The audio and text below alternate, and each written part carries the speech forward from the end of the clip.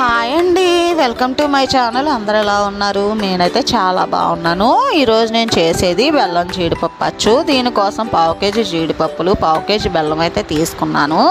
ఇప్పుడైతే బాణీలోని ఒక glass water వేసుకొని బెల్లం ముక్కలు చితక్కొట్టుకొని వేసుకోవాలి.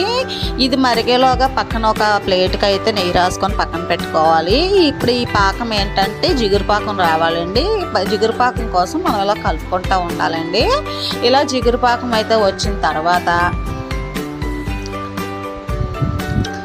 జీడిపప్పులు వేసుకొని ఇంకొంచెం సేపు బాగా ఉడికించుకోవాలండి. బాగా కలుపుతూ ఉండాలన్నమాట. ఇప్పుడు బాగా కలిపిన తర్వాత దగ్గరికి అయిన తర్వాత మందరగుంట మనం ప్లేట్కి నెయ్యి రాసాం కదా, దాంట్లో వేసుకొని ఇలా అడ్జస్ట్ చేసుకోవాలి. ఇది బాగా చల్లారనివ్వాలండి. ఇది బాగా చల్లారిన తర్వాత చాక్ తీసుకొని చిన్న చిన్న ముక్కల కింద కట్ చేసుకుంటే ఎంతో టేస్టీ అయిన జీడిపప్పు అచ్చు అయితే ready. Thanks for watching. Bye bye.